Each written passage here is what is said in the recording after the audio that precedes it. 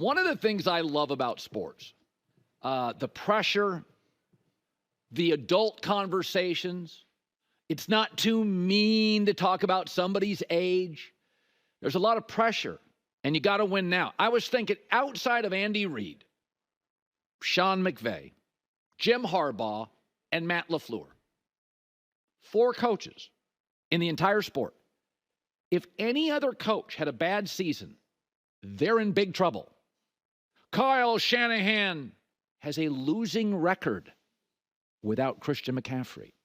That roster goes 7-10. You don't think there's heat on Kyle Shanahan? What about John Harbaugh? They wanted to run him out of town 3 years ago. You think they finished 3rd or 4th in that division? There's not heat?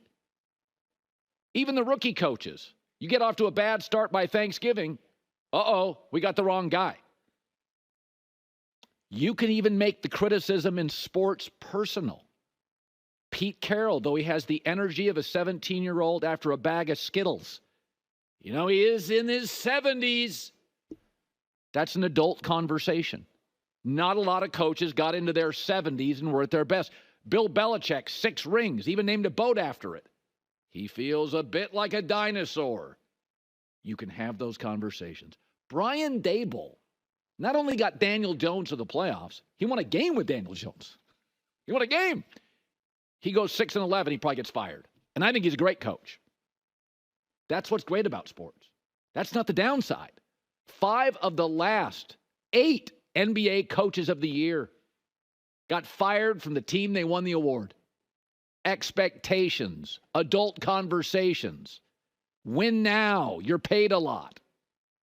Yet in the Democratic Party, it's considered ageist, harsh, mean, to have discussions about Joe Biden's age, his mental acuity. I don't know. It feels like the president's a fairly important job. I read that people were caught off guard by his regression. You don't have iPhones? Grow up. Have a real conversation. People were having conversations and questioning it 4 years ago. But in politics, I'm uncomfortable. Not in sports. Not in sports. Dak Prescott. You make Patrick Mahomes money. Win more when it counts. I love Lamar Jackson. Another stinker in the playoffs. Time for real heat. Sean McDermott keeps winning his division. I'm sorry, Josh Allen's too good not to end up in Super Bowls. Those aren't the downsides to it. It's why I defended vigorously the Angel Reese, Caitlin Clark discussions. The girls could handle it. The women were fine. It was all the fragile sports media asking weird, dorky questions and being uncomfortable with it. The women were great. Caitlin's going to be fine. Angel Reese is crushing it. And you should push back on fragile sports media if they're outraged by things that are happening to everybody. I enjoy politics every 4 years, but the reason I love sports is accountability and adult conversations and debate at home, on a show, in a bar, real people talking about real things. Pressurized situations. Don't let sports become politics. Again, 5 of the last 8 NBA head coaches. Gonzo. We want more. Dak Prescott. Yes, you win 12 games a year, just none when it matters. So that's my takeaway. 17 days off. Sports has some politics in it. Let's never let it become politics. I like what it is now. And sometimes it's harsh and tough and almost mean and a little rude, and we debate, sometimes over a beer, and it's what I love about sports and what drives me crazy about politics. I'm sorry. For the last 4 years, I don't watch a lot of TikTok, but I either have singing goats or Joe Biden gaffes. It's okay to talk about it, really. The democracy thing, it's kind of important. The other thing that was notable to me, and I don't know why it gets people worked up, but man, I must have had a half dozen people ask me about this. They were talking about it coast to coast on sports radio.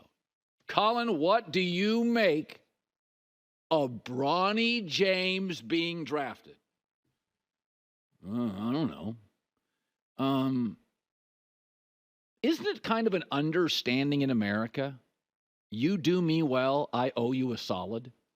That's like a given, right? I take you to the airport. You're buying the next dinner. I help you move. I get a little something, something back. Like that's the American way.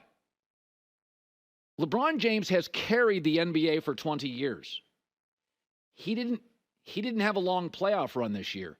Did you see the NBA ratings? As every other sport, WNBA, Copa, Euros, college football, up. NBA ratings, tank. No LeBron. He carried the Lakers, not a well-run franchise, for 6 years, got him a title. Number one brand in the league. Carried the Cavs for 11 years. They've never mattered except when he played there. Got him a title. You owe me dinner if I help you move. If I carry your sport, get you a new TV contract worth $7 billion.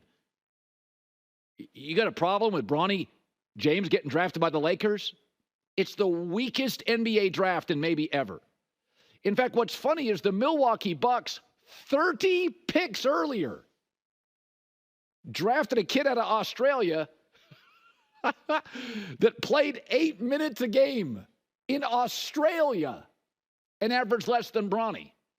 It shows how polarizing LeBron James is. I had more people ask me about that on the East Coast. And my takeaway is, you're really bothered by it? Let me ask you this.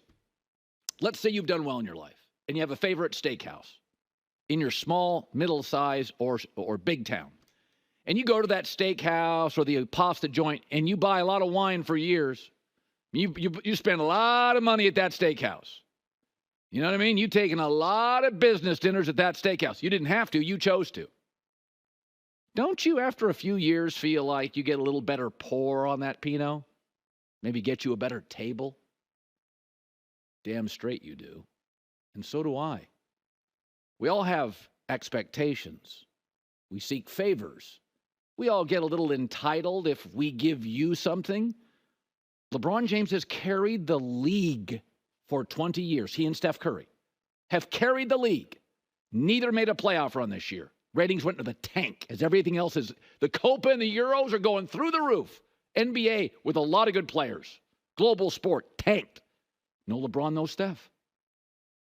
Yeah, I'm okay in the weakest draft ever. The Lakers going, we'll do you solid. In the 5 previous years, before LeBron got to the Lakers, I could be wrong on this. I think they had the worst record in the league. They were a circus. They were leaking everywhere. He won him a title. Got him to another Western Conference Finals. In the weakest draft ever, his son, who, by the way, I think his son's a G Leaguer. I think at best he's a low-end rotational player. But this draft was horrible.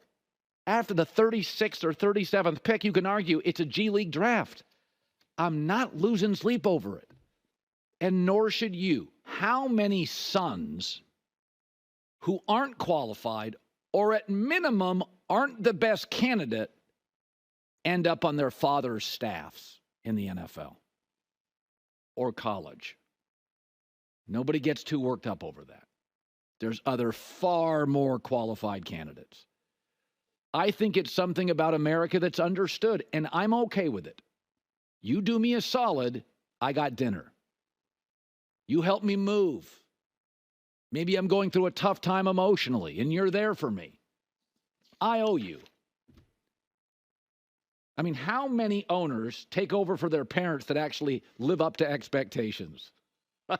Not many. We'll start with that. Don't get worked up over it. It's the world we live in.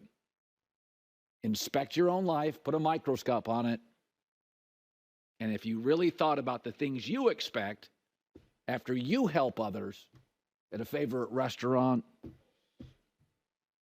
we all do it. It's okay. It's not worth losing 15 minutes of sleep over. Hi, everybody. It's me, Uncle Colin. Subscribe here to get the latest from the herd, including exclusive behind-the-scenes videos and more, wherever you may be, however you may be watching. Thanks again for making us part of your day.